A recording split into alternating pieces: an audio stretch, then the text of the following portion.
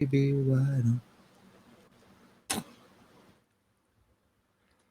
Rumors are swirling about who the Reds could add as a starting pitcher, and they're all pointing to one central theme about how Nick Krall is going to improve this roster. You are Locked On Reds, your daily Cincinnati Reds podcast, part of the Locked On Podcast Network, your team every day. You are Locked On Reds, your daily source for all things Cincinnati Reds. I'm Stephen Offenbaker. He's Jeff Carr, and we love baseball. We love these Cincinnati Reds, and we have taken that love for the game, that love for the team, and we have turned it into information for you. Locked On Reds is part of the Locked On Podcast Network, your team every day. On today's podcast, the hot stove is heating up as more trade rumors are getting out, as Cincinnati is now linked to discussions with Cleveland to bring former Cy Young Award winner Shane Bieber to the Queen City.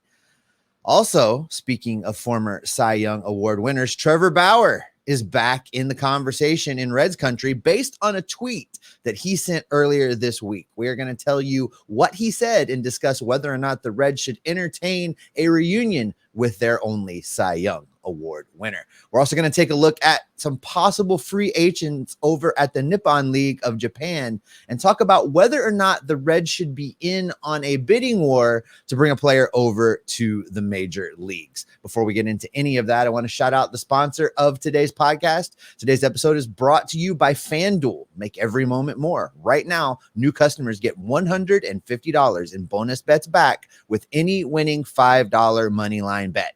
That's $150 in your pocket if your team wins in bonus bets back. Visit FanDuel.com/locked-on to get started. All right, Jeff, let's dig into these rumors. You know, this is the second big rumor that's leaked out this week. And this time it involves a trade partner to the north in the Cleveland Guardians and a possible trade for a former Cy Young Award winner in Shane Bieber. Yes, Steve, are you a Bully Bieber? Oh, boy. But yeah, it's the second time now that the Reds are linked to a guy, and he is similar in his team control in Tyler Glasnow, which is making me wonder because rumors were that the Reds were in on Sonny Gray before he chose the St. Louis Cardinals on a 3-year, $75 million deal.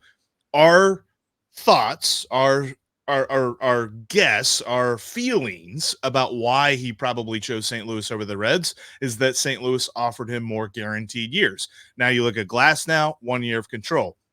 Shane Bieber, 1 year of control. I think this is all hinting toward Nick Krall looking for a short-term ace. He's looking at the current pitching staff, the current talent that the Reds have, and he sees the potential. He sees the future being very bright for these guys, but he knows you can't necessarily trust where they're at in their careers right now because they still have development to do. They still have some things to figure out. So he wants to get some short-term stability in here rather than going out and signing a guy for maybe 4, 5, 6 years, something like that. Now, we can debate the merits of that as it were, but looking at this specific rumor, Shane Bieber definitely has a track record of pitching pretty well, although these last couple of years he has dealt with a few arm issues, and even this last season he only made 21 starts, which again is something that the Reds have seen with Hunter Green. Luke Weaver made 21 starts for them last year, and Tyler Glasnow also made 21 starts. So the first question that we have about him is, where is his durability at should the Reds acquire him? Yeah, and his durability, you know, he's had some really good seasons. If you dig back in his career, I mean, he in 2019 he started 33 games. In 2022 he started 31 games. Both of those seasons he threw 200 or more innings. That tells me he's got the ability to do that, and that's really what this Reds rotation is lacked is a big innings eater talented guy that can protect the bullpen a little bit, and you can rely on every fifth day. My argument for not prioritizing starting pitcher as the number one move has always been that they only are on the field every fifth day, and that the bullpen is on the field every day, and the outfield is on the field every day, and you should prioritize those moves. But if you can get a guy like this, a guy with a track record of starting 25 or more games in a season, a guy that has a couple 200 inning seasons under his belt, a guy with some statistics that line up with the things we say we've been looking for. In the last 2 seasons out of Bieber, his walks per 9 in 2023 was 2.4. And if you go back to 2022, it was 1.6. So you need a guy that's not going to give free passes. You need a guy that can give you a lot of innings and can reliably be out there. And I think Bieber fits this bill. For me, the big thing you hit on, the thing that gives me pause, is kind of the same thing that gave me pause when we talked about Glasnow yesterday. And that is the situation with his contract, because he would have to be acquired by trade. Yes. If they were just going to go out and buy a Shane Bieber or a Glasnow, pay him the money, bring him to town, great. I am fine with that. But the fact that they're going to have to give up player/prospect capital to achieve this, the 1-year deal gives me a lot of pause, Jeff. And, you kind of hit on it when we talked about this yesterday. I think it applies here as well. I'm not okay with trading away that capital, that player prospect capital, without some kind of an extension in place, even if it's just a 1-year deal, so that if something goes wrong, you can recover some of your losses, so to speak. You can flip them in year 2 at the All-Star break if you have to get something back. You can give them it's a kind of a safety net for the team, really, in case things don't work out. So I think I'm in that same camp on Bieber, in that I would need some kind of an extension to be okay with it. Overall, I think the talent's there. I think the reliability's there. I think he's definitely an upgrade that makes the Cincinnati Reds better. But Nick Krall would have to do something to offset that loss of prospect capital. Yeah, and I think there's probably an argument to be made here that we've really only seen the Reds linked to trade options here, whether it be Dylan Cease or Tyler Glasnow or Shane Bieber. And I think there's an argument to be made here that is, maybe Nick Krall is doing his due diligence here to see what he has to offer to get one of these guys before he goes and he makes a big signing. Because I still think the best course of action here is to sign a guy for 4, 5, 6 years, and you maybe deal with the back end of that contract when the back end of that contract comes up. Because if you're talking about right now, you would rather trade away a prospect so that you don't have to be saddled to a long-term ace, then I think that that's a flawed way of approaching this. I think that if you go out and you sign a Snell or a Montgomery or one of those guys for 5, 6 years, then, and you're worried about the 4th, 5th, and 6th year on that deal, then I think that you're getting ahead of yourselves. We always talked about this when it came with, the whole idea of service time manipulation, where it's like, if you're worried about the back end of that guy's team control, then why, you're hurting your team now. If they can improve the pitching staff now and maybe pay for it with a little bit of credit down the line, I think that is better than giving up a Connor Phillips or a Rhett Lauder or somebody like that so that you can get a shorter term deal. I think that the economics of that just don't make sense to me. No, and that's a great point. And I still struggle. I talked about that tweet that our buddy Ken, Obscure X Reds, put out. Would you rather have 1 year of player A versus 6 years of player B? And it's a hard question, because your knee-jerk reaction to that is, well, I want 6 years of player B. Right. But we don't know. 6 is more than 1. Right. But we don't know what those 6 years are going to look like. We don't know if Connor Phillips is ever going to be a bona fide as far as being a starting rotation piece in the major leagues. We don't know that. We kind of think that he's going to be. He's shown flashes, but we don't know. And the same with Lauder, and the same with Petty, and the same with all these other pitchers.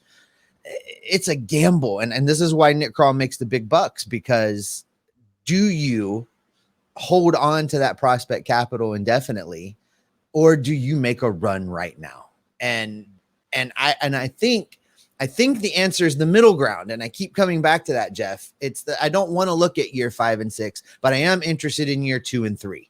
So if the Reds can get some kind of a deal in place with a pitcher, whether it's free agent or trade and extend, that gets this team 2 to 3 years of control of that player, making the rotation better without giving away everything in the cupboard, I think that's the sweet spot. And I think that's where Nick Krall probably is looking, and maybe why we're not hearing a whole lot right now. He's kind of trying to thread a needle to keep every one of the players involved happy, pun intended, the players themselves, the front office, the ownership group. It's not, he doesn't have it like Brian Cashman. He doesn't have it where he can just kind of, I want the shiny toy, I'm going to go buy the shiny toy. He's got to be a little bit more nuanced than that. And I think that's why the news is slow in coming this offseason. Yeah, and I don't think, because I've seen some people asking this as well, like there has been an uptick in rumors these last couple of days, the Reds being linked to different guys. Does this mean that something's going to happen before Reds Fest? I don't think so. I think this is Nick Krall setting his ducks in a row for the winter meetings, and I think the winter meetings is where we will see some things happen for the Reds. I don't think there's going to be that big move, because we had Mike Moustakas a few years ago at Reds Fest after he had just been signed. I don't think we're looking at something like that. I think it's going to take a little bit more time, and that's fine. I mean, it's not the idea is not to win Reds Fest. The idea is win the World Series. And let's be honest, we're going to have a ton of fun this weekend at Reds Fest anyway, whether or not a new face is there, because I can't wait to see all the different people that we're going to get to see. But I know this.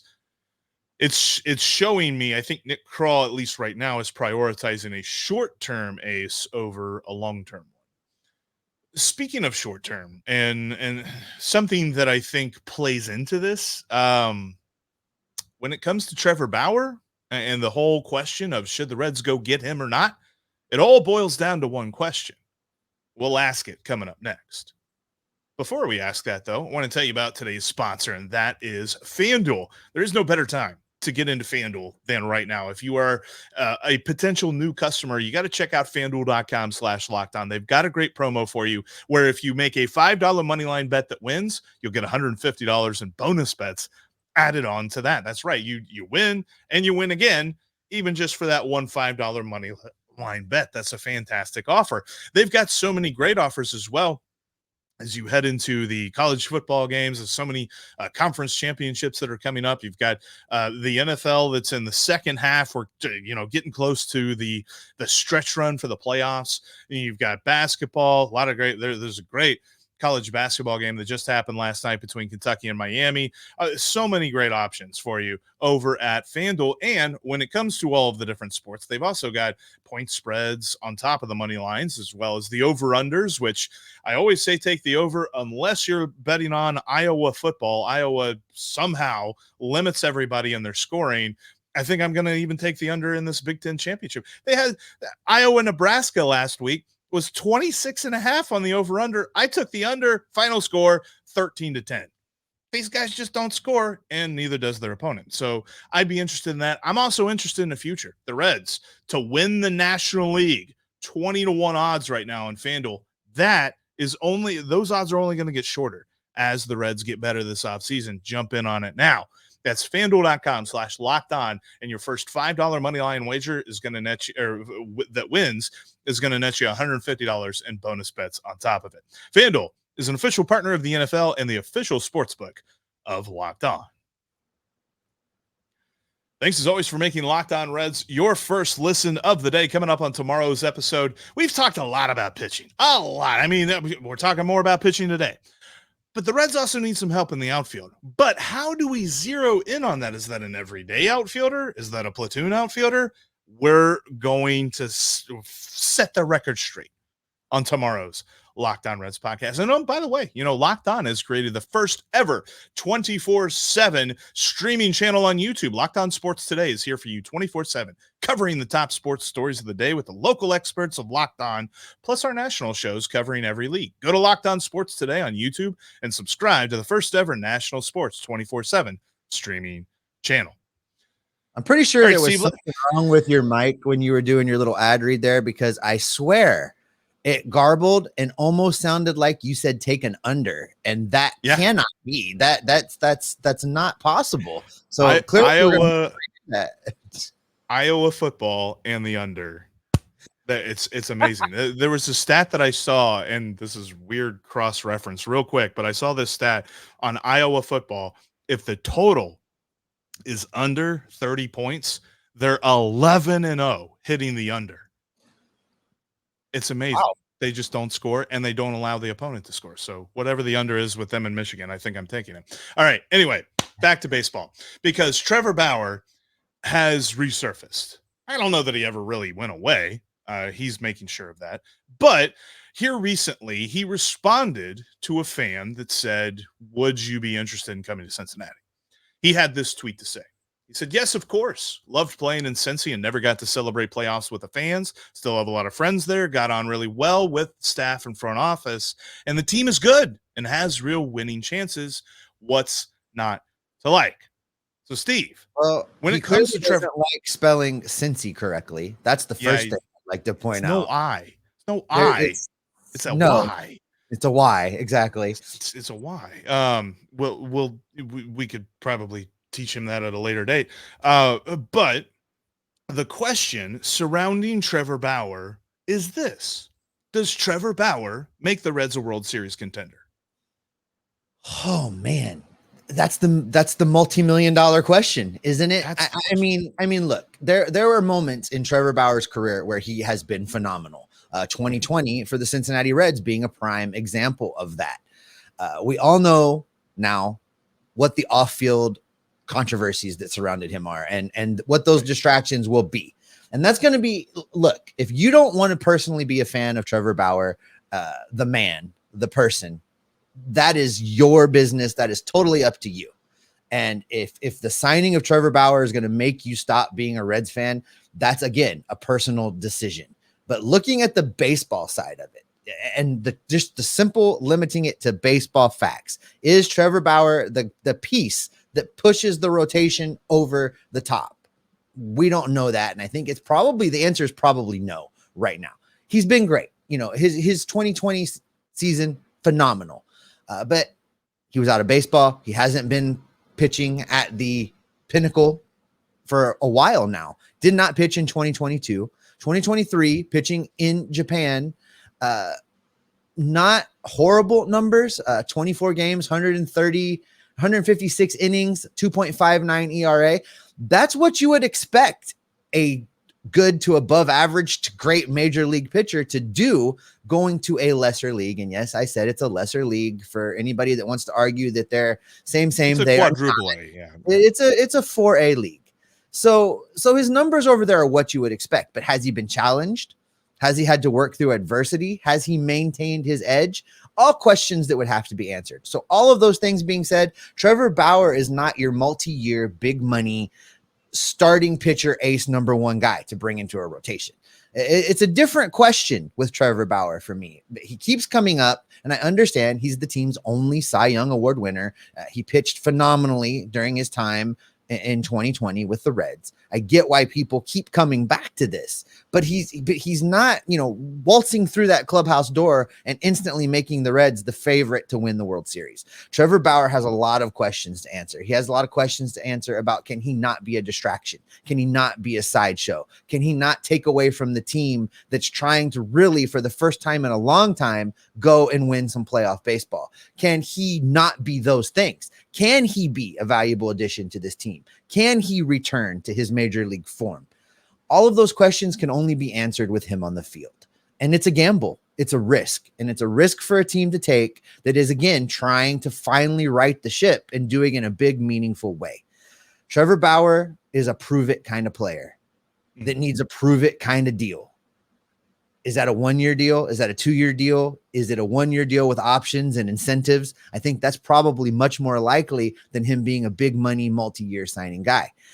At the end of the day, Jeff, I am really, really torn because if you want me to make a baseball evaluation on this situation, this is a player that could be worth a flyer, could be worth a deal with the right structure to find out if he still got it. But then you do have to consider the sideshow. You do have to consider the distractions. And from a team building standpoint, if you're Nick Krall, you really have to ask yourself the hard question: is what I'm going to gain for this franchise by signing Trevor Bauer worth everything else that's going to come along with it? And I don't know that the answer to that question is yes. And the answer to the question of does he make them a World Series contender, the answer is no. We don't know who he is. He's not the 2021 version, because yes, when he went to the Dodgers, he still pitched phenomenally well, and he was still very much in the Cy Young running until all of the off the field stuff really came to a head. I don't know that that's who you get. And so with that, if you sign him, there's got to be an exit strategy. There's got to be a clear exit strategy if things go south, or if the Reds aren't in contention or something like that. Because the thing with him is, if he's pitching well, you're not going to trade him. And if he's not pitching well, no one's going to want him if you try to trade him for, a low-level prospect or something like that. So you've got to be able to cut him or something like that. Because regardless of the off-the-field stuff with him, you're getting Trevor Bauer's personality. Trevor Bauer is a outgoing. He's going to say things. He's going to be active in the locker room. He's going to be an active member of the team. Whatever that looks like, whether that's rubbing guys the wrong way, whether that's fitting in, that depends on how he meshes with the team, because he's not going to go to a team and be a quiet guy who sits in his locker, pitches every fifth day, and doesn't say anything. That is not happening. That is not who Trevor Bauer is and never will be. He is always going to be a spotlight kind of guy. How does that mesh with a young team that already has its leaders in place? I don't necessarily know that when you're going out and adding a player, whether it be a pitcher, outfielder, whatever, you don't need to bring in a guy that's a leader. You need to bring in a guy who fits with the players that are already on this team. And I have real questions about whether that can actually happen. And all of this is added on to that. You asked me this while we were kind of preparing for the show. You said, if the Reds signed him today, what's your thought? And my thought is, what else is happening? Because he's not the only pitcher that you sign. He's not the only starting pitcher that you sign. You still are looking for an ace. You're still looking for a guy that you trust. He's not in that level of the tier of I trust that I know what he's going to give the Reds every fifth day. And with that, that makes me say, if the Reds add him at all, that's in the latter portion of the offseason, where you're talking about waiver wire additions, major league minimum type guys, things like that. Guys who are reclamation projects, basically, is what we're talking about here. I am not signing Trevor Bauer thinking that he is my ace on day one. If you do that, then the offseason is not a passing grade. I think that's a fair take, Jeff. I'm really still struggling with the sideshow that this type of signing would create. I feel like that at the end of the day, it does more harm than good, no matter how he would perform. And that's not, and listen, that's not just his recent court drama. Although that's a huge, huge factor of this. I mean, you can only ask a fan base to hold their nose so many times before they're no longer going to hold their nose. But other fan bases do. I mean, the Rangers with the Aroldis Chapman, the Braves with Marcell Ozuna. But yeah, Yankees for a lot of players. It is absolutely true.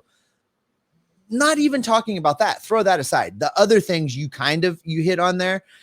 Trevor Bauer is not going to just show up to work every day and sit in his corner and listen to music at his locker. He's going to have his say. He's going to do his wild routine that he does out in the outfield every day, and his off angle preparation model that he uses, and he is going to be vocal on social media. He is going to be walking around with his GoPro, and he's going to be posting things, and he's going to be putting stuff out there all the time, because at the end of the day, Trevor Bauer is really about Trevor Bauer first. And I think that's the place where I've been trying to get. I've been trying to get to what the thing I'm trying to say is, and that is that Trevor Bauer is about Trevor Bauer first. And I don't think that fits the vibe of this team, because there's really nobody else on this team that is that way. Everybody in this group is a core team guy, and they don't put themselves first. And yeah, they're going to show out as young guys doing their thing, but they're not showing out in a me first way. And I don't think he fits that vibe there either. And listen, I'm glad we've had this conversation, Jeff, because it's really solidified for me that I don't think it's worth the risk. I don't think it's worth the drama. I don't think it's worth the problem, no matter what kind of deal they get for him. They need to go out and not try to take a shortcut, not try to go the easy way. Go get a big free agent starting pitcher. Go talk to Snell. Go talk to Montgomery, and let the Kansas City Royals or somebody that's not got a whole lot else going on, let them go try this Trevor Bauer experiment. There are too many options out there for this to be the focus right now. Look, if he's still on the market in late February or something like that, maybe we entertain this question again. But as of right now, for the time being, yeah, we're not interested. Yeah, Trevor Bauer does not move the needle to a World Series championship. But you know who could move the needle for a World Series championship? How about a free agent ace from the land of Japan? Could the Reds look to one of the Japanese aces that are interested in joining a Major League Baseball team this offseason? We're going to discuss that coming up next.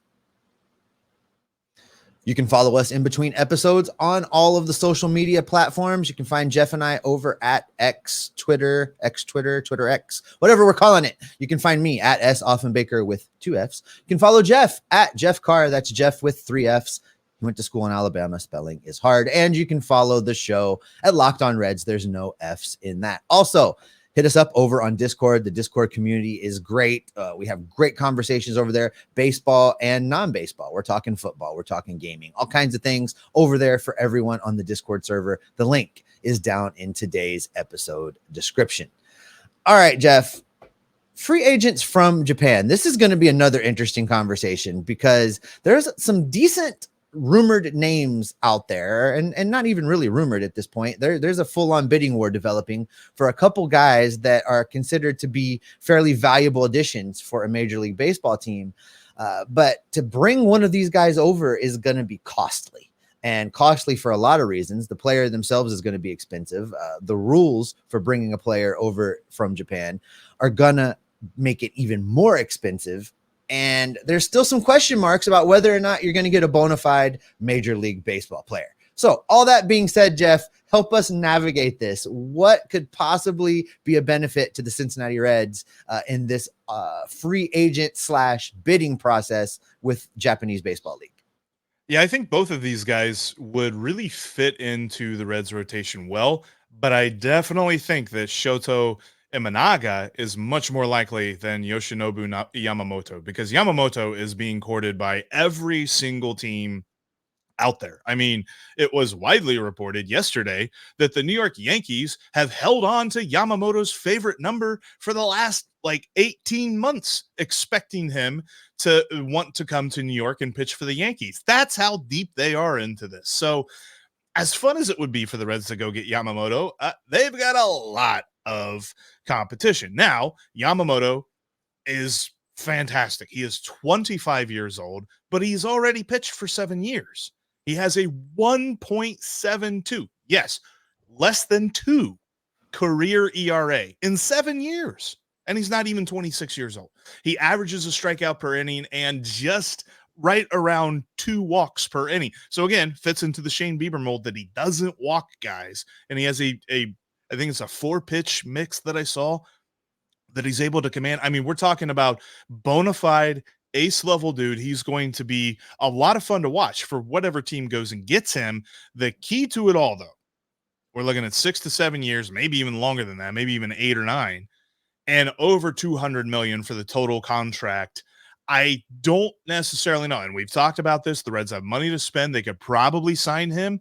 But on top of the $200+ million that they would sign him for, there is a fee that is a percentage of that, not a flat fee, but like a percentage of I want to say it's almost like 10%. You're talking about probably an extra $20-25 million that they would have to pay to his team, which actually was the same team in Japan that Trevor Bauer pitched for. Dana, and I'm forgetting the name. I should have wrote it down in our notes, but that would be the fee on top of the contract they would pay to Yamamoto. So as fun as it would be, I don't think that he is anywhere near going to end up in Cincinnati.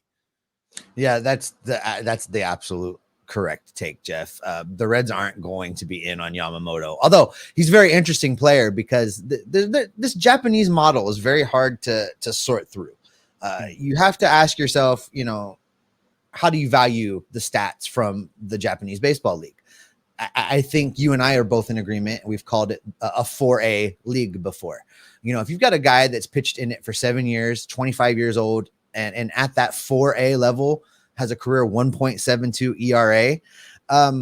I feel like if you translate that to he's been in the major leagues, minor league system, and has those numbers, 25 years old, he's getting the call up. He's ready to move to the next level. He's an interesting. You double that. That's a 3.5 ERA. That's totally MLB. Still, for sure. So then you have to weigh the contract that he's going to take 6 or 7 years. No, I bet it lands somewhere 9 or 10. 200+ million. Yeah, it's going to be plus. This is going to be a massive signing, and it's going to be one of those freewheeling big spenders. Either of the New Yorks at this point, because the Mets shaved a lot of money off of that payroll and Cohen is willing to spend. So either of the New Yorks, the Dodgers, somebody else maybe in California, big market. I don't know that the Seattle is want to sign a Japanese player. It's been a few years since they have. Been a few years. See that. But there's a lot of risk with this. Everybody is not Shohei Ohtani. Everybody is not Ichiro. Everybody is not going to have that kind of success. It's much more likely that you end up with an Akiyama than you do an Ohtani. And that's a big concern. So I don't know that the Reds are going to be anywhere near this. Will they have a conversation? I don't even know that they'll have a conversation with Yamamoto. I think that the whole experience with how much effort and money went into bringing Shogo Akiyama to Cincinnati probably has left the Castellini ownership group very unwilling to dabble in that market again. I could see that. And that's the thing here is that when it comes to Yamamoto, lots of suitors probably out of the Reds' range. Shota Imanaga is also going to have a decent amount of suitors. He's a little bit different. He's 30 years old, does have one of the best strikeout rates in all of Japan. The league itself, I was reading about this, the league itself averages a strikeout rate for pitchers around 19%. Imanaga's got a 29.5% strikeout rate. So he absolutely blows everybody out of the water when it comes to strikeouts. But being 30 years old, a little bit older than Yamamoto, he's not going to have the super long-term contract like that. And he might get something closer to what the Mets signed Kodai Senga for last season. They signed Kodai Senga around 5 years, $75 million. So I could see that with Imanaga as well, which would put him back closer to where the Reds might go. But I'm with you, and I think that the question has to be asked, and I think you kind of answered it a little bit. What are the Castellini's propensity for wanting to go through this process again? And I think that is a key question here, where Nick Krall, I trust, is in control of the roster improvements here. I think this does bring ownership back into the forefront, because you have to bring him to Cincinnati. You have to kind of court him a little bit. You got to show him around town. You got to, do all this stuff and basically sell the city to a Japanese free agent a little bit more so than you would a typical free agent that's just on the open market in Major League Baseball. And with all of that, the added fee that is one check, it's not spread over multiple years. You just sign a check for like $15 million and you send it to their team in Japan. So there's so many more things that get added onto this that while it's fun to kind of think about Yamamoto or Imanaga in a Reds uniform, I think it's highly unlikely. Like, I'm thinking Yeah, probably a non-zero chance, but less than 1%. Well, with Imanaga, it's interesting. If I read you a description of a pitcher that goes like pitcher A throws 2 pitches, a fastball in the low to mid 90s with good command and a slider in the mid 80s. That's what he does. Where do you think that guy relief pitcher? Exactly. That's exactly what that sounds like. And are you going to give a relief pitcher 5 years, $75 million to come? No, you're not. I think that Imanaga sounds a lot more like a major league relief pitcher. And I don't think they'll be in on him. I think they'd love to have Yamamoto, but they can't be in on him. That's just not going to happen. So I think the likelihood of one of these, you say a non-zero chance. No, I think there's not a chance. That's fair. And as fun as it is to kind of think about, like this market does have lots of options, and as competitive as it is, and every time you hear somebody saying that the Reds are in on somebody, you also hear, well, the Cubs are in on, the Mets are in on, the Braves are in on, everybody's in on the pitchers that are out there. I still think that there's plenty of options that the Reds don't need to be pigeonholed into, making a exorbitant trade, or in this case, signing over a crazy check for a fee to get a guy that's not proven. That's the other part of this, that as fun as it is to imagine Yamamoto and Imanaga in Cincinnati, these guys are not on the same trust level as a Blake Snell or a Jordan Montgomery or a, trading for Dylan Cease or something like that. So I think that's a key part of it as well. So on the bombshell that the Reds aren't probably not going to sign a Japanese free agent pitcher, that's where we're going to end today's podcast. Thanks, everybody, so much for checking out today's Locked On Reds podcast. And as always, for our everydayers, thank you for being an everydayer and making us your first listen. Tomorrow, we're going to talk about the outfield. We talked a lot about pitching, and pitching is important. But tomorrow, we're looking at the outfield, because the question is, everyday outfielder, platoon outfielder. What does that entail? Because I don't think it's an easy answer, but we'll try to give you an answer on tomorrow's show. Until then, Steve, what can people expect from you? They can expect you and I to continue to monitoring all of the rumors, gathering up all that information, watching for more information leaking as the hot stove heats up as we get closer and closer and closer to the winter meetings. We're going to gather it all up, bring it right back here to keep you locked on Reds every single day. I am proud of your pronunciation skills and how they've developed. Oh, my God.